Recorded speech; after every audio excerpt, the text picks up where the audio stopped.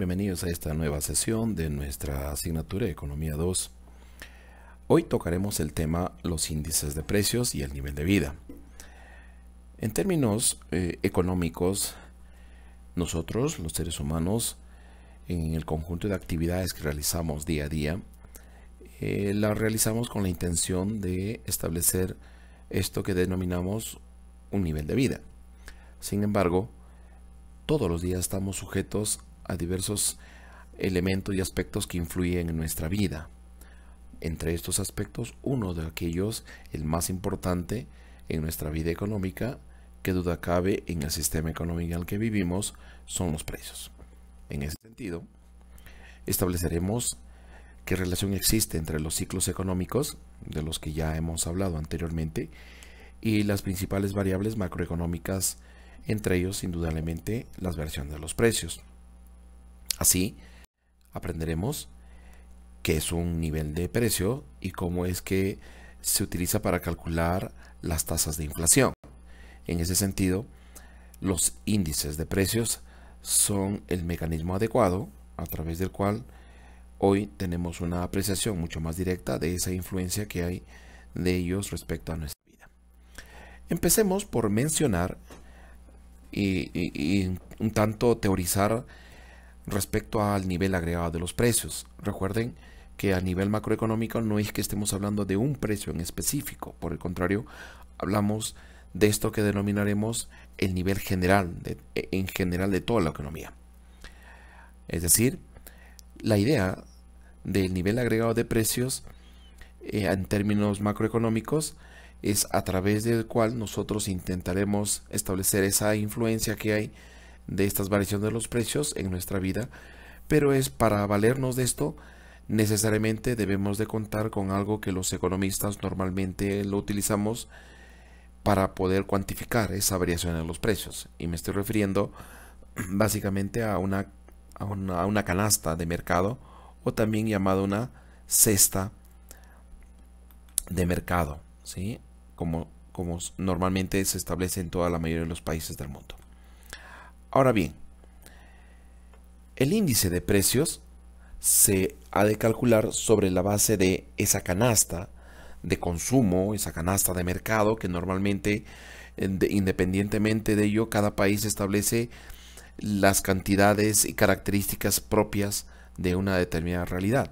En ese sentido, sobre esa canasta preestablecida, lo que se establecerá es la posibilidad de calcular la variación de los precios de esos productos.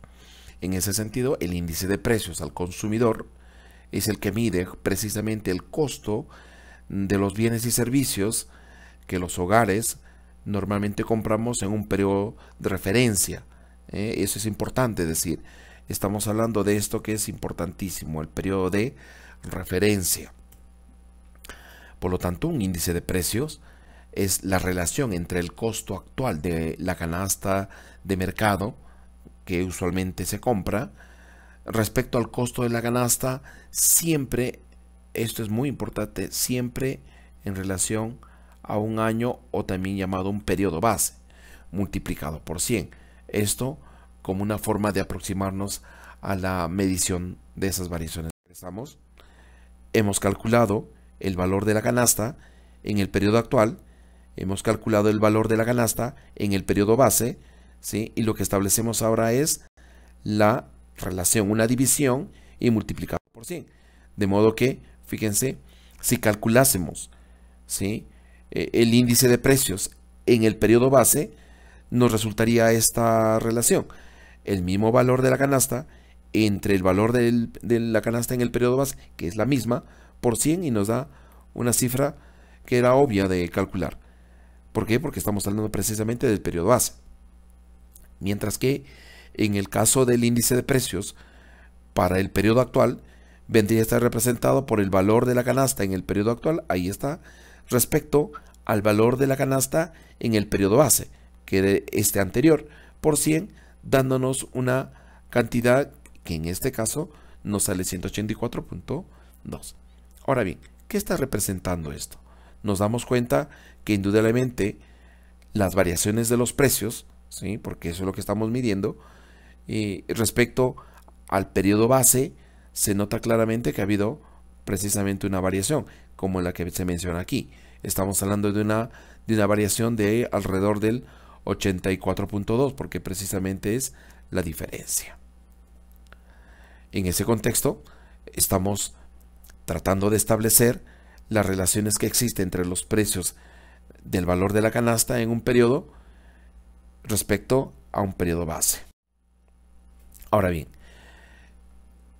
¿qué entendemos por inflación? ¿Sí? Recuerden que la inflación es la variación porcentual anual en un índice de precios, por lo general en base a un índice de precios al consumidor, o normalmente se denomina el IPC, cuya medida es la más común en términos del nivel general de precios, es la aproximación hacia él. De pronto, el índice de precios al consumidor, por lo tanto, nos mide el costo de la canasta básica, de la que hemos hablado anteriormente, de una familia típica urbana. Existen además otras medidas que tratan de medir también esas variaciones de los precios. Recuerden que habíamos mencionado el deflactor del PBI, que en unos instantes pasaremos a hacer una explicación mayor respecto al IPC. Por otro lado, también existe aproximaciones de la medición de la variación de los precios a través de los índices de precios al por mayor o el índice de precios al productor. ¿Sí? Son de alguna manera otra forma de aproximarnos también a la cuantificación de esas variaciones de los precios que hay en la economía, como una aproximación de cuánto es la inflación en un país. De modo que ahora sí podemos someter a un análisis mayor cuando hablamos de que la inflación precisamente, ¿sí?, es el incremento sostenido del nivel general de precios. Es necesario recordar siempre eso, que la inflación necesariamente se habla de ese incremento sostenido, no de un momento por factores estacionales, por ejemplo, sino de un aumento generalizado de los precios de todos los bienes y servicios de la economía. En ese sentido, cuando hablamos de la inflación, la pregunta inquietante es: ¿y para qué nos sirve el cálculo de la inflación? ¿Por qué es necesario tomar en cuenta esto? Por algunas razones que tienen que ver con las llamadas variables reales, por ejemplo, teniendo en cuenta el cálculo adecuado de la inflación, este a su vez nos permite, por ejemplo, calcular la tasa de interés real del mercado, entendiéndose como que la tasa de interés real, ¿sí?, es la diferencia entre la tasa de interés nominal menos precisamente la inflación ponderada del periodo. De alguna manera, esto nos relaciona precisamente, cuando hablamos de la tasa de interés, de esta relación que existe entre el consumo, ¿sí?, y el ahorro, y precisamente el ahorro es el que se vincula con el tema de la tasa de interés.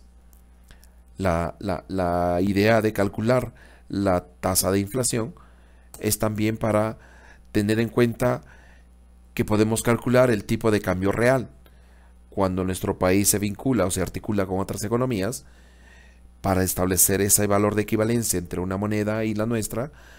Pues entonces se hace necesario calcular el tipo de cambio real, porque eso tiene que ver con los flujos, ¿sí?, relacionados al capital y las cantidades que normalmente se tienden a establecer entre un país y otro. Nos sirve también para identificar la pérdida del poder adquisitivo que se tiene respecto al salario. De allí el salario real es cuando últimamente en nuestro país, por ejemplo, se habla de la posibilidad del incremento del salario mínimo vital, pues indudablemente la inflación, ¿sí?, calculada en un periodo determinado, nos sirve como un elemento de negociación precisamente para saber si es necesario reajustar o no los salarios nominales y por lo tanto se vinculan con los ingresos. Además, que el cálculo de la inflación se convierte en una variable mucho más que representativa de la incertidumbre que existe en un mercado. Cuando en un país de pronto se tienen variaciones muy crecientes de los precios, pues indudablemente eso lleva a distorsiones del mercado. y eso nos lleva a elementos de incertidumbre relacionados tanto al consumo como al ingreso. Ahora bien, ¿cómo es que se calcula la inflación? Para llegar al cálculo de la inflación, por concepto, fíjense, hablamos necesariamente de los índices de precios. Y aquí es precisamente donde entra a tallar lo anterior calculado, es decir, los índices, ¿no? Pues que la tasa de inflación es, fíjense, la diferencia de un índice de precios en un año o en un periodo final menos el índice de precios en un periodo anterior dividido entre los índices de precios de este periodo inicial por 100. Esto es exactamente igual a esto que está aquí, ¿eh? Medimos la inflación como la diferencia de los índices de precios en un periodo final menos en un periodo anterior entre el índice de precios en un periodo anterior. Esto que está aquí en forma literal está aquí también de manera representada en una fórmula. Se suele establecer también la idea de qué tanto en un determinado periodo se tiene en términos de inflación como un elemento acumulativo. Así, por ejemplo, podríamos mencionar que si ya estamos en el mes de abril y de pronto quisiéramos saber cuánto es la inflación acumulada en lo que va del año, ¿sí? Por lo menos desde enero hasta abril, o de un periodo determinado entre abril y abril del año anterior a hoy, entonces una forma interesante de calcular la inflación acumulada es esto que se ve en términos literales y en fórmula, en el sentido de que la inflación acumulada es el porcentaje que muestra la variación del índice de precios o la variación de los IPCs al consumidor de mes a mes o de periodo a periodo, ¿sí? Entre un año u otro, o precisamente puede ser utilizada para calcular en periodos, en algunos momentos cortos, como por ejemplo, aquí la idea básica es que lo que representan estos son las inflaciones de cada uno de estos periodos. Estamos mencionando periodos N en términos, por ejemplo, de meses. Es decir, la fórmula nos dice que la inflación acumulada es 1 más, ¿sí?, la inflación. Recuerden que estos son en términos porcentuales, ¿sí? 1 más la inflación del periodo, supóngase enero, multiplicado por 1 más la inflación de febrero, multiplicado por 1 más la inflación de marzo, y podríamos llegar a incluso ahora al mes de abril, 1 más la inflación del mes de abril. Toda esta relación multiplica o restada por 1 y multiplicada por 100. De pronto entonces el resultado final lo que nos dará es la inflación acumulada. Muy importante esto, sobre todo cuando se trata de relacionarnos con el tema de la inflación meta, que más adelante se verá con mayor detalle. Ahora lo que nos interesa indudablemente es el tema del cálculo. Veamos aquí un ejemplo, lo que antes mencionábamos.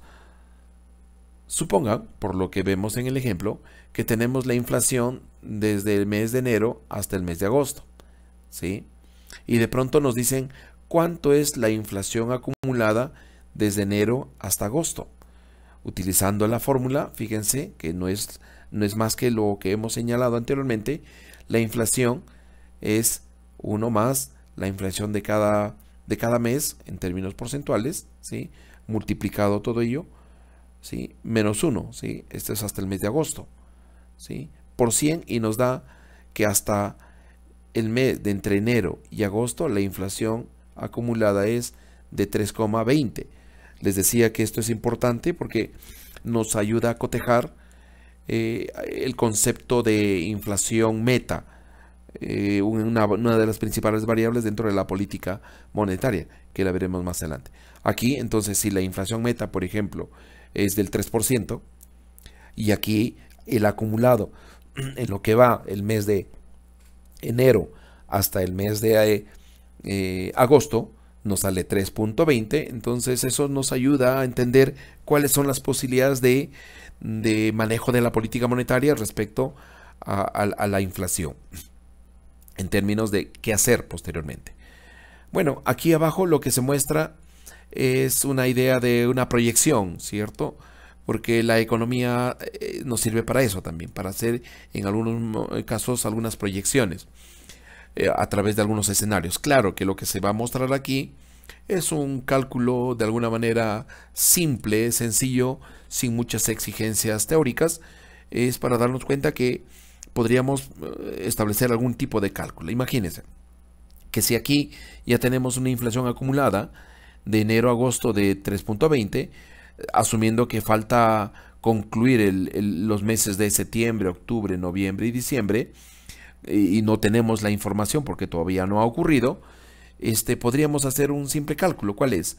Que si esto es la inflación para estos para estos 8 meses, entonces la lógica nos dice que para estos 4 sería perfectamente la mitad, 1.6, de modo que la inflación de alguna manera anualizada estaría alrededor de 4,8. Eso como un cálculo muy simplista, muy burdo, pero que nos sirve, vuelvo a repetir, como un análisis de pronto de manejo y control de la inflación en un país.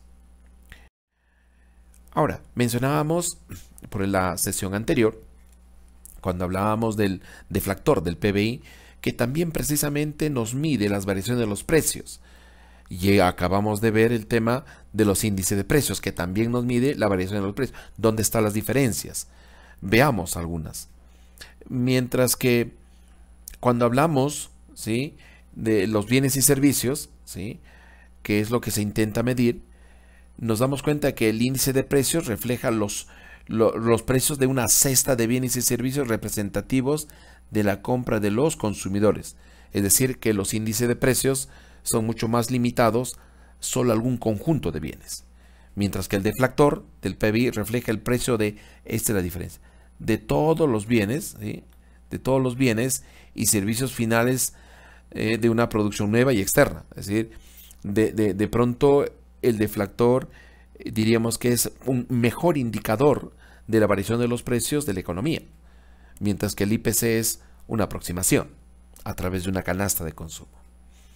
Se construyen de modo distintos, es decir, el IPC utiliza una cesta fija de bienes y servicios, como hemos visto.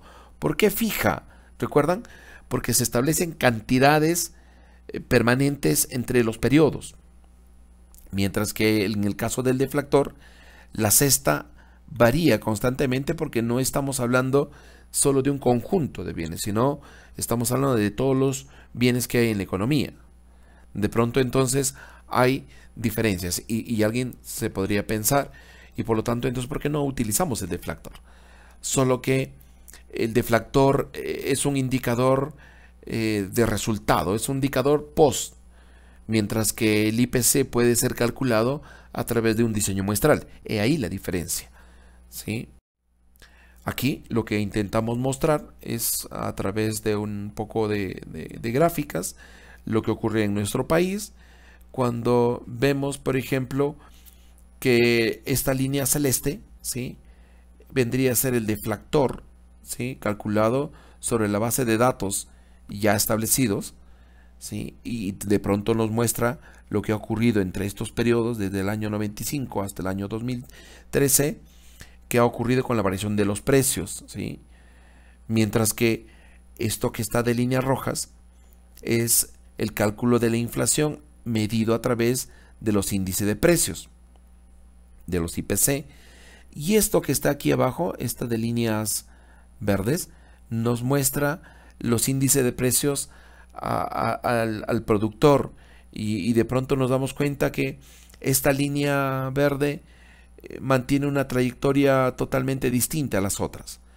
Entonces no nos ayuda de alguna manera, y en algunos casos para otros tipos de análisis quizás sí, pero aquí cuando tratamos de ver la variación de los precios no nos ayuda mucho, puesto que se aleja mucho de las tendencias de los otros indicadores. Mientras que si ustedes se percatan, fíjense, estas dos, tanto el deflactor como la medición de la inflación a través del IPC, fíjense, como que sí mantienen una trayectoria similar. Indudablemente hay algunas variaciones, ¿sí? De pronto entonces diríamos que la conclusión es que la medición de la inflación a partir de los índices de precios Si bien es cierto, no es lo más exacto que quisiéramos, pero por la necesidad de contar con información que nos refleje la variación de los precios, se constituye en un muy buen indicador, ¿sí? Mucho más aproximado respecto al deflactor del PBI. Hasta aquí nuestra sesión, no sin antes hacerles recuerdo que en el conjunto de actividades por cada sesión encontraremos en nuestras respectivas aulas virtuales un conjunto de indicaciones, y más allá de lo que el docente pueda hacer perfectamente en las sesiones, como elementos de actividades que permitan reforzar sus conocimientos. Hasta aquí nuestra sesión y éxitos.